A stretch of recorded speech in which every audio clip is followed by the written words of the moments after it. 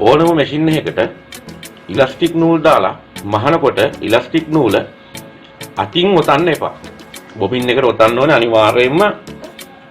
Bobbin ඔතන්න දීලා තියෙනවා ත්‍රේඩ් tension එකක් ඕනම මැෂින් එක මේ වගේ කොටසක් තියෙනවා ඕනම මැෂින් එක. එතකොට අපි බොබින් ඔතනකොට මේක තමයි බොබින් වයින්ඩර් ටෙන්ෂන් එක. මේක නිර්මාණය කරලා තින්නේ බොබින් එක ඔතන්න ඕන නියම ටෙන්ෂන් එක හදලා දෙන්න. ගොඩ දෙනෙක් මේක පාවිච්චි කරන්නේ නැහැ. අපි ඉලාස්ටික් නූල් ඔතනකොට අතින් ඔතන්නේ නැහැ. අපි මේ විදිහට අරගෙන ඊට පස්සේ මේ ටෙන්ෂන් එක හරහා නූල දාලා තමයි බොබින් වයින්ඩර් එකට ඔතන්නේ. මේක අමතක කරන්න එපා. ගොඩක් අය මග අරින දෙයක් අතින් ඔතනවා. අතින් ඔතපුවාම හරියට එතෙන්නේ නැහැ බොබින් එක.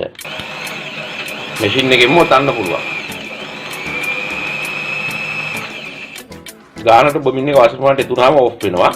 3 කාලයකට වඩා පොඩ්ඩක් වැඩියෙන් එතෙනවා. එතල නවතිනවා. බොබින් එක මේ විදිහට ඔතනකොට මහන්න අවශ්‍ය නියම ටෙන්ෂන් එකකින් බොබින් එක එතෙනවා. එහෙම නැතුව අපි අතින් ඔතපුවාම එක තැනක් තදයි එක තැනක් බුරුල්. එහෙම වුණාම අපි මහපු එකේ ස්මෝක් වෙනකොට කැදර වෙනකොට එක තැනක් වැඩිපුරක් එක තැනක් අඩු වෙනුත් වෙනවා. ඒක වෙන්නේ නැතුව ඒකාකාරී විදිහට ඉලාස්ටික් නූල් දාලා ගැදර කරගන්න නම් මේ විදිහට ටෙන්ෂන් එකකින් ඔතන්න ඕනේ. අතින් ඔතන්න එපා. නූල කොයි වෙලාවවත් මොනම නූලක්වත් අතින් ඔතන්න එපා. අතින් අල්ලලා ඔතන්නත් එපා. අනිවාර්යෙන් මේකට දාලා ඔතන්න නෝමල් අපි වෙන නූලක් ඔතනකොටත් ඒ වැඩේ කරන්න ඕනේ. අතින් ඔතන්නේ නැහැ. එහෙම දැම්මහම ඒකාකාරීව නූල ඉදලා තියෙන හින්දා ඒකාකාරී මැස්මක් ගන්න පුළුවන්. ඉතින් මොන මැෂින් එකේ දුනත් එහෙමයි. දැන් අපි නෝමල් මැෂින් එකේ කරා නෝමල් මැෂින් එකෙත් මෙතන යට මෙතනින් පල්ලෙහා බෙඩ් එකේ තියෙනනේ දාන්න තැන. ඒකේ බව වයින්ඩරේ මෙතනනේ තියෙන්නේ. ඒ වයින්ඩරේට දානකොටත් අර යට තියෙන කොටසට දාලා අරගෙන තමයි ඔතන්නේ. ඒතකොට ඒකාකාරී විදිහට නූල එතෙනවා. මේක ජුකීද නෝමල්ද පෝටබල්ද හැම එකේදීම බොබින් එක ඔතන්නේ මේ විදිහට.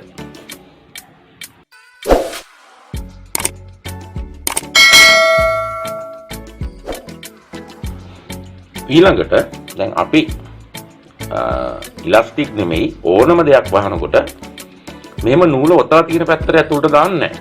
අපි දාන්න ඕනේ ඔතලා තියෙන පැත්තට විරුද්ධ පැත්තට. දැන් අපි ෂටල් එකට නූල දානකොට දැන් මෙන්න මේ ෂටල් එක තියෙන්නේ. එතකොට අපි මෙහෙම ඔතලා තියෙන පැත්තට දැම්මොත් නූල ඔතලා තියෙන විදිහට තමයි එළියට නූල එන්නේ. එතකොට සමහරක් වෙලාවට සැරින් සැරේ වෙනස් වෙන්න පුළුවන් මැහුම. ඒක නිසා අපි ඉලාස්ටික් මහනකොටත් මොන දේ මැහුවත් දාන්නේ මෙහෙම ඔතලා තියෙන පැත්තට විරුද්ධ පැත්තට තමයි අපි ෂටල් එක ඇතුළට නූල දාන්නේ. එතකොට ෂටල් එකේ ස්ප්‍රින් එකට අවශ්‍ය විදිහට සහ එකම ටෙන්ෂන් එකෙන් එළියට එනවා. ඒ වගේම තමයි ගොඩක් අය කියනවා ඉලාස්ටික් නූල් දාලා වහනකොට මේ ඇණය බුරුල් කරන්න කියලා. ඇත්තටම මේක අනවශ්‍ය විදිහට බුරුල් කරන්න අවශ්‍ය නැහැ. මේක සාමාන්‍ය විදිහට බුරුල් කරගත්තාම ඇති. අපිට දැන් එහෙම බුරුල් කරන්නේ නැතුව ෂටල් එකට දාලා මහලා බලන්න ගැටලුවක් නැතුව අවශ්‍ය ප්‍රමාණයට ගැදරින් වෙනවා නම් ස්මෝක් වෙනවා නම් බුරුල් කරන්න අවශ්‍ය නැහැ. හැබැයි නෝමල් මහන ෂටල් එක පාවිච්චි කරනට වඩා හොඳයි වෙනම ෂටල් එකක් ස්මෝක් වලට ඇඩ්ජස්ට් කරලා තියාගන්න එක. ඔයා මේක මහලා නූල දාලා මහලා බලනකොට නූල ඒකාකාරී විදිහට එන්නේ නැත්නම් ගැදර වෙනවා අඩු නම් නූල එළියට එනවා හිරයි වගේ දැනෙනවා නම් මේ ඇනේ පොඩ්ඩක් බුරුල් කරාට කමක් නැහැ. දැන් මේ ෂටල් එකේ සහ දුකී ෂටල් එකේ ඇන දෙකක් තියෙනවා. ඇන දෙකෙන් දකුණු පැත්තේ පොඩි ඇනේ නෙමෙයි වම් පැත්තේ තියෙන ලොකු ඇනේ තමයි බුරුල් කරන්නේ. ඒක බුරුල් කරාම නූල එළියට එන විදිය වෙනස් වෙනවා. නෝමල් කළු පාට මැෂින් එකේ නම් තනි ඇනේයි තියෙන්නේ. ඒතකොට ඒක බුරුල් කරාම හරි ඕනම මැෂින් එකකට මේ විදිහට කරන්න පුළුවන්. ඕනම මැෂින් එක මම දැන් පෙන්නන 6 එක සහ හයි ස්පීඩ් එක විතරයි වුණාට ඕනම මැෂින් එකකට තියෙන ක්‍රමය මේක. අනවශ්‍ය විදිහට බුරුල් කරන්න එපා. නූල එළියට ඉලාස්ටික් නූල එළියට එනවා මදි නම් විතරක් මේක බුරුල් කරන්න. එහෙම නැතුව අනවශ්‍ය විදිහට බුරුල් කරන්න එපා. වෙනම ෂටල් එකක් ඒ වැඩේට තියාගන්නවා නම් හොඳයි. මොන වෙලාවක කිව්වත් අතින් ඔතන්න යන්න එපා. මේ විදිහට වයින්ඩරේට දාලා ඔතා ගන්නවා නම් ඔතු පැත්තට විරුද්ධ පැත්තට දානවා නම් අවශ්‍ය ප්‍රමාණයට මෙතනින් ඇඩ්ජස්ට් කරලා තියා ගන්නවා නම් කිසිම ගැටලුවක් නැතුව ස්මෝක් කරන්න පුළුවන්.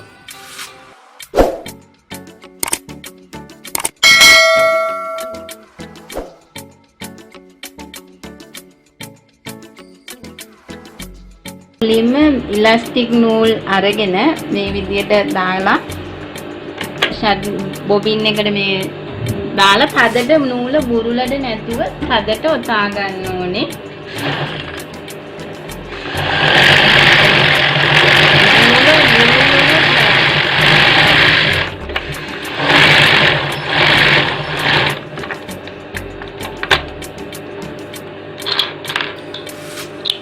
මේ ඉලාස්ටික් නූල මේ විදිහට බුරුලට නැතුව තදට මේ බොබින් එකට ඔතා ගන්න ඕනේ.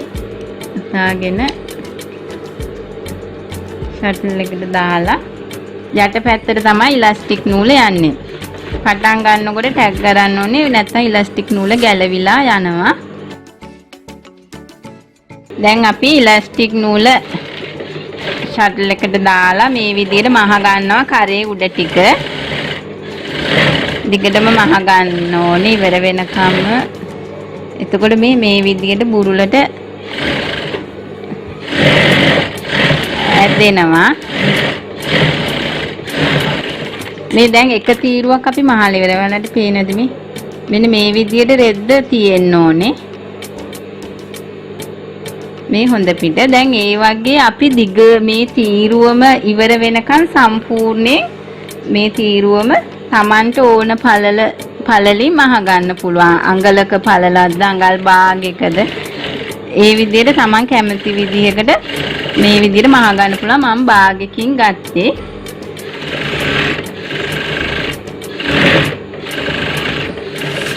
ඉස්සරහා පළුවයි පිටිපස්සේ පළුවයි දෙපැත්තම ස්මෝක් එක මේ විදිහට අඟල් භාගයෙන් පරතරයට මහ ගන්නවා.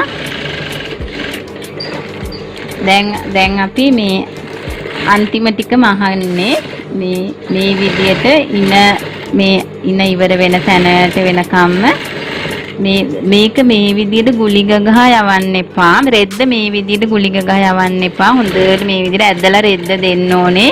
නිදහසේ රැලි වෙවි යන්න.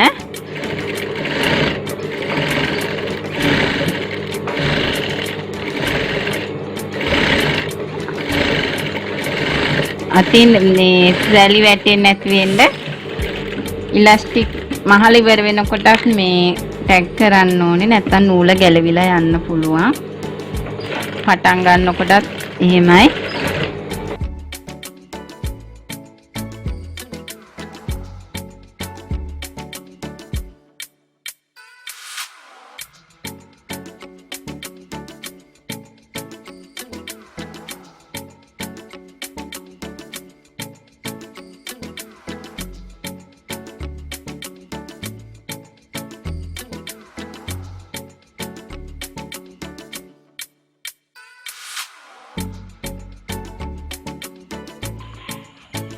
ඉලාස්ටික් එක මේ රෙදි පටියට රඳවන්නේ රෙදි කොනට මෙම තියලා ඒ කොන මහ ගන්න ඕනේ.